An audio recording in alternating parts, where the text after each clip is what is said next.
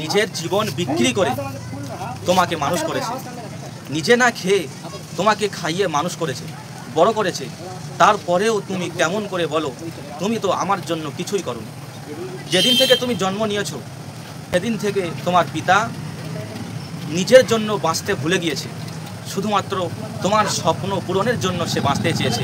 তারপরেও তুমি কেমন করে বলো তুমি তো আমার জন্য কিছুই করোনি।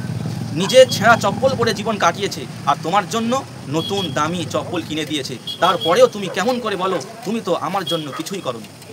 পরিবারের সকল দায়িত্বের বোঝা মাথায় নিয়ে কাজে গিয়েছে শুধুমাত্র তোমার জন্য, তোমাদের জন্য।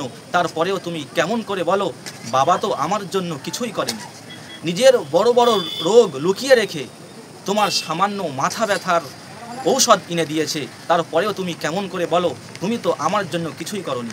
ঈদের সময় নিজে পুরাতন কাপড় ধুয়ে প্রেস করে পরিধান করেছে আর তোমার জন্য নতুন দামি কাপড় কিনে দিয়েছে। তারপরেও তুমি কেমন করে বলো তুমি তো আমার জন্য কেমন করে বলো তুমি তো আমার জন্য কিছুই করোনি।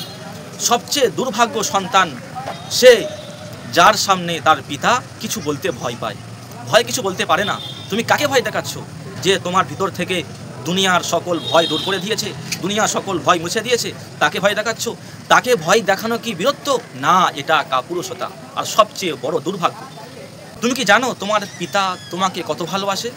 তোমার পিতার হাতে যদি ক্ষমতা থাকতো তাহলে সে নিজের চামড়া খুলে তোমার নামে লিখে দিত।